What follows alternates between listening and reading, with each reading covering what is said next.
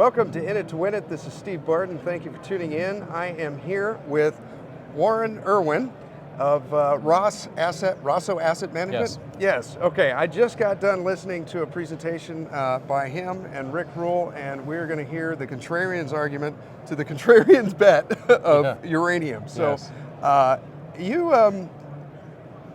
kind of scared me a little bit with your thesis in that basically being at this convention, there is nothing but bull arguments here to be heard for uranium. And you kind of put up the caution flag a little bit. Could you kind of go into your background, maybe 90 seconds on your background in uranium, how long ago you got into it, and a little bit of your thesis? Yeah, my first involvement was the last big cycle, 2006, 2007. Okay. And I invested in a number of the moose pasture uranium companies that'll which are being incubated today for the next one. for the benefit of taking money from retail investors, right? And I also invested in extract uranium. That was probably my biggest winner. We sold that to the Chinese. And then about 6-7 years ago, I got involved again in uranium with NextGen Energy, and I took a position where we're largest shareholder at over 10%. And so I played that for the last about 6-7 years.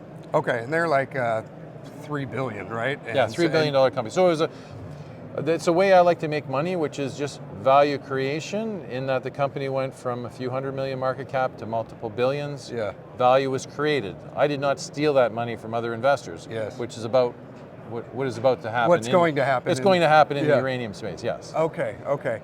And your real cautionary tale here is in the juniors, right? Because right now we've got maybe 80 or 100 junior uranium miners. Yeah. And you believe if the cycle repeats like it did before, we're going to have 400 or 500 juniors? Well, I'm not sure we'll get 400 or 500. Last cycle, the rumor was there's 400 to 600, and that includes Australia and Canada.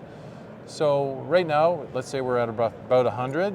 So yeah, we'll I think easily go through 200. Okay. So when as we talked about on the stage, when they're asking for signals that the cycle might be over, well, when we start, one idea might be when we get to 200 uranium juniors, it might be a good time to start letting some of them go. Start trimming your position. Yeah. Okay.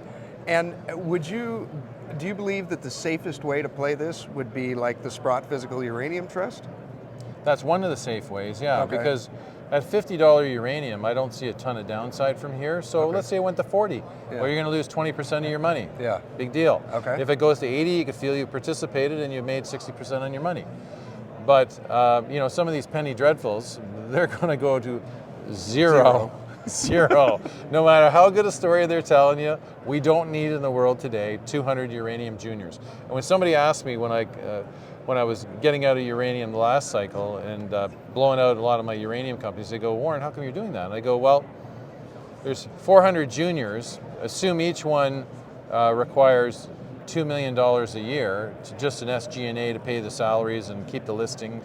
Well, that's $800 million a year that needs to go into the sector just to cover overhead of the juniors. Well, that's a lot of money, and that's an indication that it was getting a little too overheated, because it doesn't include any money in the ground. So long term, we're not going to be pumping billions of dollars into the junior uranium companies to keep the overhead going, to keep keep them attending investor conferences and travel the world, first class, and stay at the best hotels and live the life, right? Let alone trying to drill to find your uranium, right? So that's definitely an indication when it'll be getting pretty tired. Okay, now what's your opinion on Kazakhstan, on Kazatomprom in Kazakhstan? How do you feel about that company? They seem to be a good, solid, decent producer. The issue, of course, is this: they're in a bad neighborhood. Yeah. So you have neighborhood risk. That's okay. it. But near as I could tell, they run a great operation. They're great people, but they're in a bad area of town. Okay. Yeah. I heard you talking about their shipping lanes and them getting the uranium out of the country. Oh yeah, they've had to dodge the issues with the Ukrainian war. Yeah. And but they figured a way out to get their uranium out of the country. Okay. Yeah. We were talking before we pressed record on Cameco.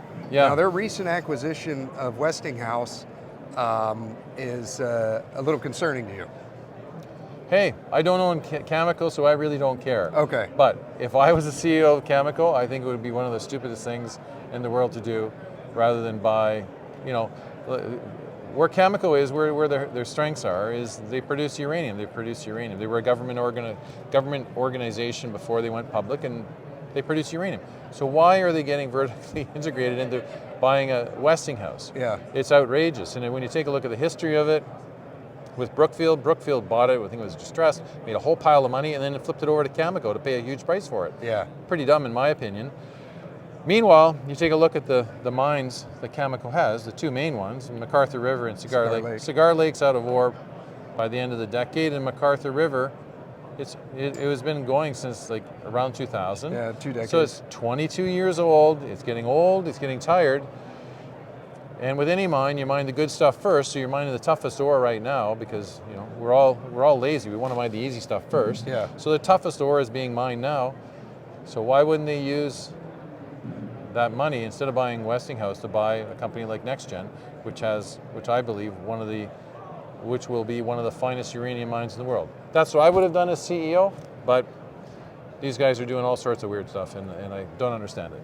I asked Rick Rule about the same thing, and his main concern was Cameco has proven itself in the mining aspect of it. Now they're going and playing in the other guy's sandbox in an area that is completely unproven and they haven't done before.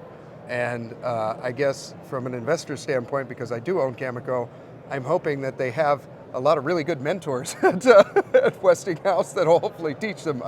That's your concern as well. Well, right? you don't buy a company to be taught by the company about the business. About the business. So you should, Okay. I don't think that was a wise move on Cameco's part, and I think in time it'll will show that it probably wasn't the smartest thing in the world to do. Okay. Now, you mentioned NextGen. How do you feel about them going forward? You've already done very well with them. You feel like they still have a lot of value to offer in the future? Yeah, well, they're right now falling into the Lassonde curve, right? So it's sort of the quiet period pre-production, where you're going through permitting, and then building the mine, and then production. So that's generally a pretty quiet period. So they'll hover around here depending on sentiment in the nuclear business. But then gradually, as people start saying, oh wow, they're only 2 years away from production, or they're only 1 year away from production. Well, production starts next month, and that's when you'll start noticing when many of these companies they start appreciating in value. My personal opinion is, frankly, once they get permitted, they're going to get picked off. Okay. By somebody smarter than Cameco. Okay. Yeah. They'll get bought out by someone else. I think so, but you never know. You never know. It's a few years out. Okay. Yeah. Right on. Well, Warren, thank you very much. Very nice meeting you. And thank you for tuning in. Hit the like and subscribe, and we will talk to you next time.